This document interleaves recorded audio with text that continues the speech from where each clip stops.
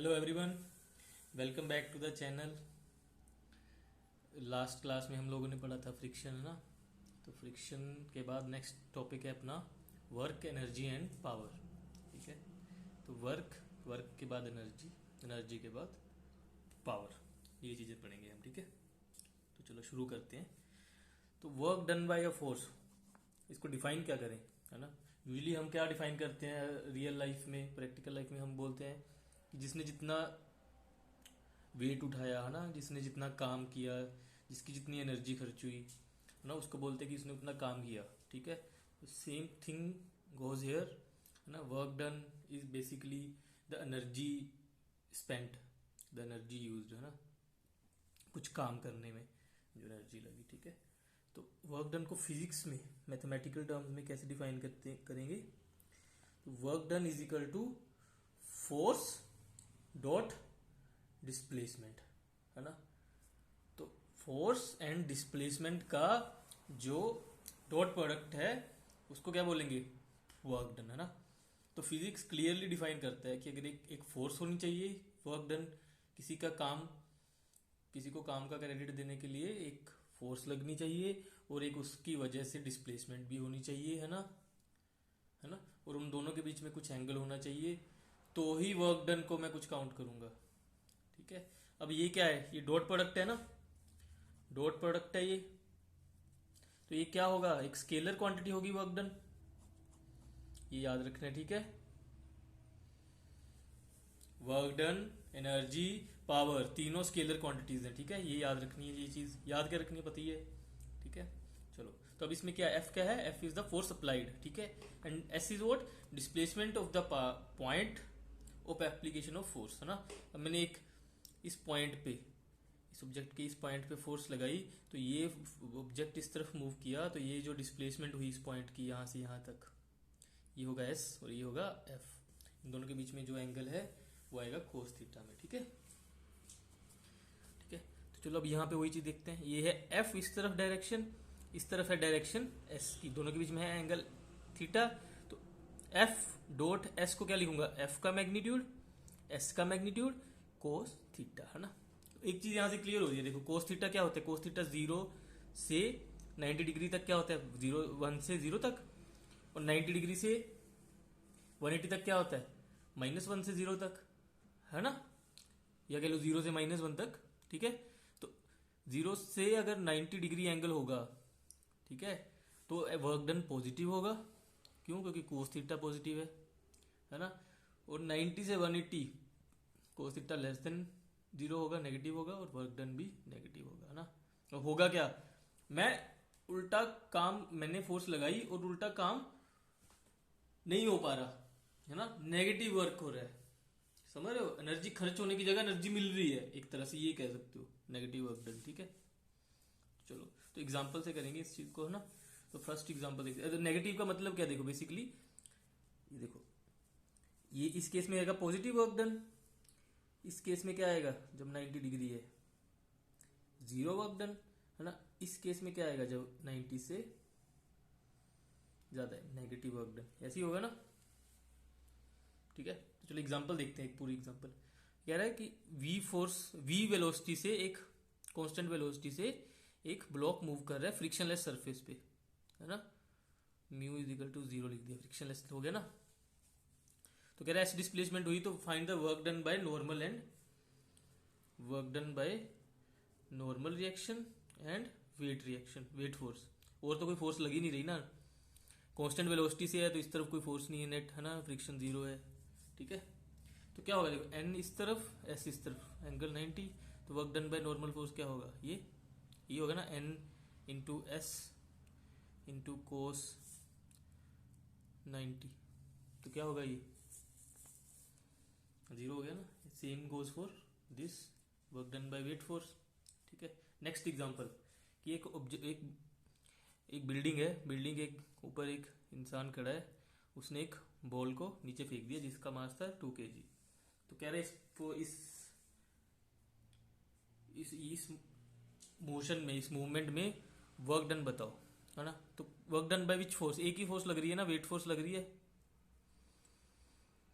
तो बताओ क्या होगा। क्या होगा लिख लो। डिस्प्लेसमेंट क्या होगी इसकी, यहां से यहां आने में, इस तरफ 10 क्या होगी डिस्प्लेसमेंट। इसको वेक्टर फॉर्म में लिखें, अगर मैं इसको लिख रहा हूं x, इसको y, है ना, साइन कन्वेंशन।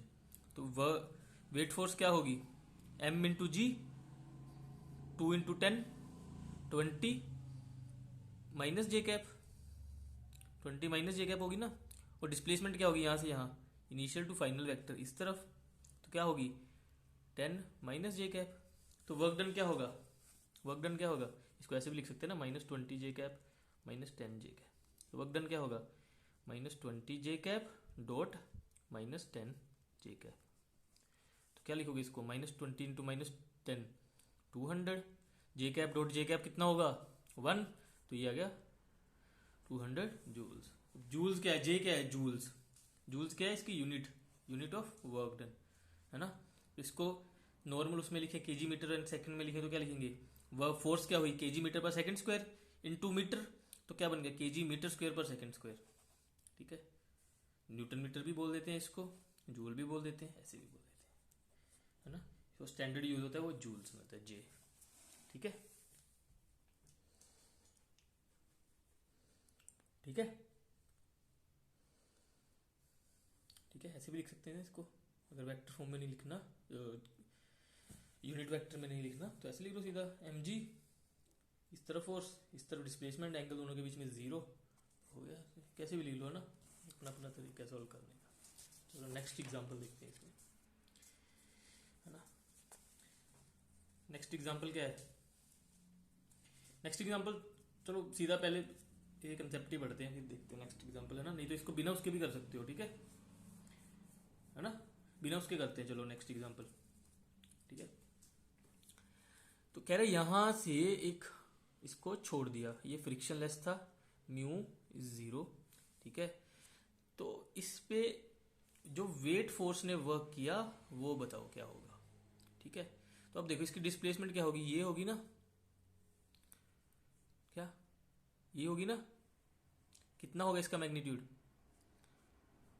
क्या होगा, सीधे लिख देते हैं ना, 4/sin30, कितना हुआ ये 8 मीटर हुआ ना इस तरफ, ठीक है। ये एंगल कितना हुआ, ये 90 है, तो ये एंगल कितना हुआ 60 डिग्री, ठीक है। और वेट फोर्स क्या लग रही होगी इस पे, इस तरफ लग रही होगी ना हर टाइम पे, तो वेट फोर्स क्या होगी 40 न्यूटन। तो वर्क डन क्या होगा, देखो वेट फोर्स लग रही है ये, डिस्प्लेसमेंट है ये, एंगल है इन दोनों के बीच में 60, तो क्या लिखूंगा force into displacement 8 into cos 60, कोस 60 कितना होता है 1/2, तो ये क्या हो गया 40 इंटू 8 इंटू 1/2, तो ये कितना हो गया 160 न्यूटन, ठीक है ना, समझ रहे हो, ठीक है। अब देखो, अब यहां पे एक नया कंसेप्ट इन्वॉल्व कर सकते हैं ना, ठीक है। मैं हमेशा यही चीज लिखूंगा ना, force into displacement into cos theta, है ना, ये वाली चीज लिखूंगा ना हमेशा। एफ डॉट एस को क्या लिखूंगा, force into displacement magnitude into cos theta, ठीक है, ठीक है। अब अगर मैं इस चीज को क्लब कर दूं दिस और दिस, तो ये क्या बना एफ कोस थीटा, है ना। ये हुआ ना इसका कंपोनेंट, ये वाला component of force in the direction of displacement. तो क्या हुआ ये component of force long the displacement direction. या फिर मैं क्या करूं, इसको और इसको एक साथ लिख लूं, ये वाली चीज, तो ये क्या होगा ऐसे, तो एस कोस थीटा, एस का मैग्नीट्यूड कोस थीटा, तो ये क्या हुआ component of S, rectangular component of S in the direction of force, component of displacement along the force, ठीक है। तो इतना कुछ करने की जरूरत ही नहीं है ना, पहले ये डिस्प्लेसमेंट निकालो फिर थीटा निकालो, सीधा बस थीटा पता होना चाहिए, थीटा तो सीधा ही पता है ना 30 है, ये तो 60 होगा, है ना। और डिस्प्लेसमेंट ये है नेट, तो इसका कंपोनेंट इस डायरेक्शन में क्या होगा, ये होगा ना, सीधा पता ही है 4, तो सीधे लिख दो वर्क डन क्या होगा, वेट फोर्स इस तरफ है तो इस तरफ डिस्प्लेसमेंट का कंपोनेंट क्या होगा 4 होगा ना, और वेट फोर्स कितनी है 40, तो क्या आ गया वर्क डन 160, सेम आ गया ना। तो इतना कुछ करने का झमेला करने की जरूरत ही नहीं थी भाई, सीधा ही सॉल्व हो गया, ठीक है। यहां से समझ आ रही है ना ये चीज, इसका कंपोनेंट इस तरफ डिस्प्लेसमेंट का अलोंग द फोर्स डायरेक्शन, तो क्या होगा ये वाला होगा ना s cos 60, ये लिखते थे ना हम, इस तरफ वाला cos 60, इस तरफ वाला sin 60, ठीक है, एज सिंपल एज दैट, है ना।